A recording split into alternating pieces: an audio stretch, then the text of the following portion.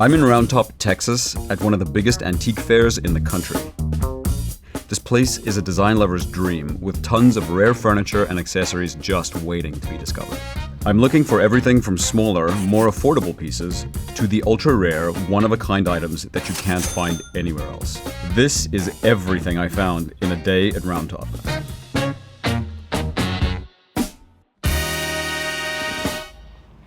There's a lot of really nice stuff in here. Oh, hello. This is a great little coffee table. This is Roger Capron, so like probably 1950s or 1960s. It's a really nice little size for a smaller space. I love it. The cool thing about this is these leaves that you see in the tile, they press the flowers and the leaves into the wet clay and then fire the tiles, and the impression is left by the burnt out flower. No two of them are the same because each one is its own little leaf. From the region, Belarus in France, where these are made. And if you look really closely, you'll spot it's actually signed by the artist himself, right over there. Hello, daybed.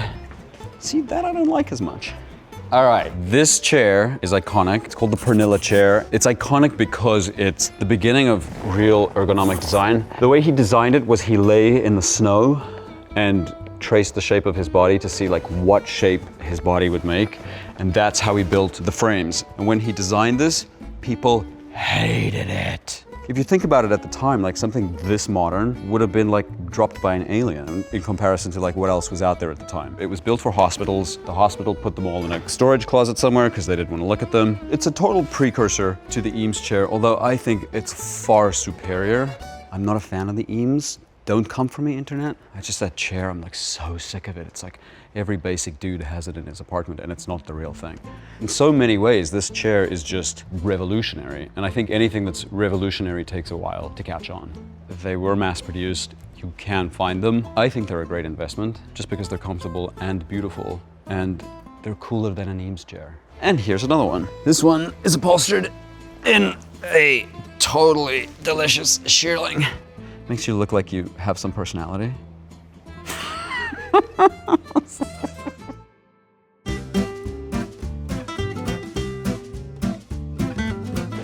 Ooh, yeah, okay. This is like right up my alley. These are silver-plated Christoph serving platters, and they are beautiful. Don't you want to serve like a Sunday roast on that?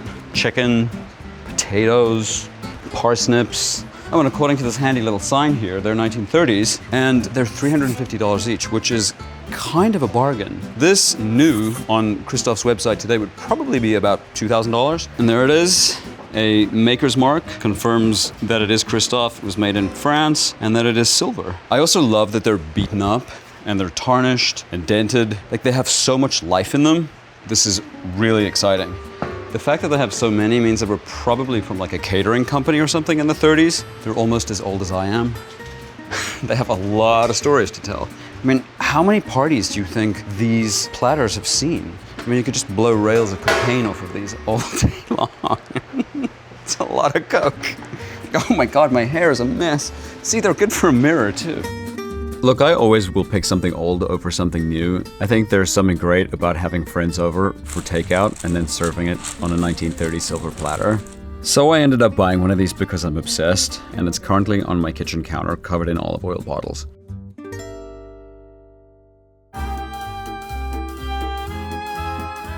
Okay, Chambray armchairs.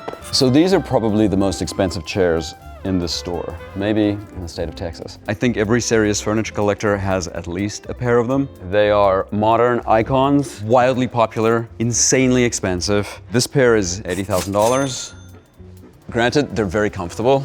I wouldn't mind sitting in this, but they might just be a little overrated in my opinion. These chairs were designed by Pierre Généré for the city of Chandigarh in India, which was master planned and architected by his cousin Le Corbusier. These chairs were designed to basically furnish an entire city, so they had to be cheaply mass-produced, quickly, effectively, and using local affordable materials. As the city evolved and spaces started getting updated, the original Généré pieces were discarded. Years later, European antique dealers fell in love with them and gave them new context by placing them in Western interiors. I think they've reached a point where they've just become so collectible that they are truly icons. They're just not icons that I personally love or understand. One of the things that I think is interesting about them is that they were designed to be produced without any nails or screws. So the way they're put together is through notch joints and these tiny little wooden pegs. They're easy to make. And they were meant to be affordable and egalitarian. And now they are anything but that. This specific shop is run by Margaret Nave Parker, and she's got an incredible selection of items, including this gorgeous Guiller and Chambray console. Ross, this is probably like the best piece and the most rare piece in the shop. Stunning. It's stunning. It's by Guiller and Chambray, and it was commissioned for a private family in Paris. So there's only one, which is amazing. Amazing. Guiller and Chambray were furniture makers in the middle of the last century. Their signature motifs include inlaid ceramic tiles on wooden furniture, very vibrant textures, hidden drawers, which I'm personally a big fan of, and intricately carved oak frames. The alternating recesses that create the handles are extraordinary. And here's a little testament to the quality of the craftsmanship. The dovetail joinery on the inside of the drawer that attaches the face of the drawer to the frame of the drawer box. Make sure that it'll never fall off. It's really extraordinarily made. It's nice.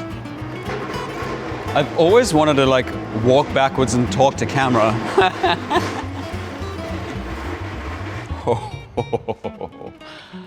Wow. There's good mid-century that's fun and often very expensive, and then there's this kind of thing, which doesn't belong in a house, it belongs in a museum. It's a Chippendale china cabinet. It was the first furniture movement that wasn't named after an English monarch. It was named after a cabinet maker, Thomas Chippendale, and it's divided into three categories. There's Gothic, Rococo, and Chinese. And this is a prime example of Chinese Chippendale furniture. It's absolutely masterful. It's characterized by really, really ornate carving. The amount of time it must take to do work like this, and look at these roofs on the top of the pagodas, all carved by hand. This is just hours and hours and hours of detail. And I love these little floral bells hanging on the edges. Really exceptional. If we're talking about price, this guy is $180,000. And then you've got to fill it up with china. Wow, it just got more expensive. So I won't be taking it home with me.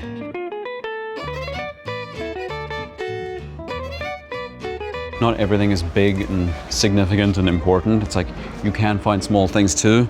This whole situation is very up my alley. I love it. First of all, small ceramic, can never get enough of. Also, $30. This is a great example of like if you want to come here and shop for stuff but you don't have a ginormous budget, you can still find good things. Actually, this one's really pretty and it's $25. Like, that's a great vase. That on a nightstand with one little flower. I do really like small ceramics and they make great gifts. So if you can find those, buy them, hang on to them, take them to friends for dinner parties. Not sure if I'm loving that or if it's terrifying. That's often the case with me. Wow. Look at these. That is a really pretty little Italian ceramic. I would fill that up with ice cream and a very large spoon. What do you like? Oh, I love a wall of dining room chairs. Oh, and these are fun. These are Dutch. They're by Gijs Bollaars. They're 1970s, and they're classic sort of flat pack furniture. The opposite of handmade.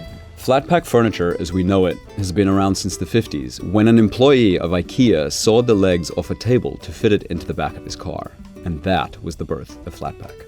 The genius of flat pack furniture is that it's easy to install and affordable to ship. These chairs clearly embrace that idea, but they're still artful and playful and have a strong sense of design, so they're not completely utilitarian. Another interesting thing about it is it's adjustable. Okay, let's see. Yeah, that's much better. That's a decent breakfast chair. It's like an upturned ice cream cone. Anything that's challenging, I think, is good, and they challenge me, so I'm really into them. These are one of my favorite dining chairs of all time. It's a razor blade chair. Do you see it? Do you see it? Oops, and then I broke it. Decisions. Should I, shouldn't I? Wild. I like serious furniture like this. It's kind of fun in here. Nice little vases, some good small stuff. Wow. That looks like Bitosi. Is it? I don't see a maker's mark. But I'm gonna say it is Bertozzi. Bertozzi is Italian ceramics, started in the 20s, famous for their like kind of crazy but really impeccable textures and their insane color. I know it's a lot of look, but there are some really talented designers that can make this stuff work extremely, extremely well. I'm not one of them, but I love it. Oh, and I love a plaster sculpture.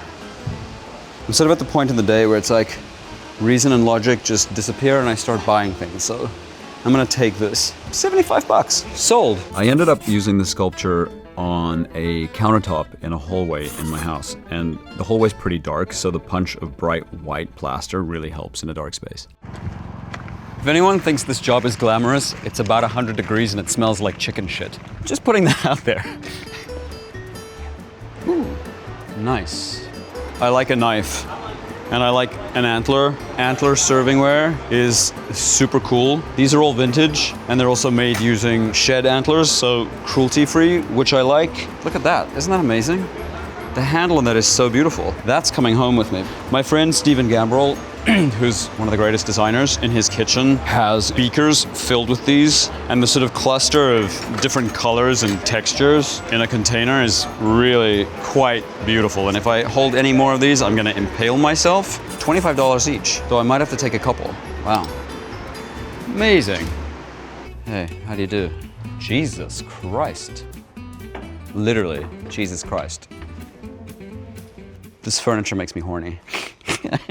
That's terrible, you can't use that. But I do love Antler furniture. These were originally designed for royalty. You could only be a king or a queen to sit in it. Not that you'd sit in them, because they're like ridiculously uncomfortable and so fragile. I would use this in my bathroom. I would like reupholster the seat cushions in like Hermes towels.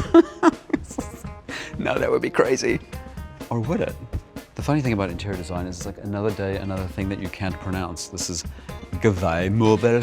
Gavai Mobile. Cute little deco chairs. Pernilla chair knockoffs. And I'm lost. Something else that's exciting me today is I'm seeing a lot of really good, well, in my opinion, good art. Like a little painting like this, I think is so pretty. It's $350. It's probably 60, 70, 80 years old. It's got so much personality. The frame alone could be worth the price of the painting. I think it's coming home with me, and there's so much more of it. These are adorable.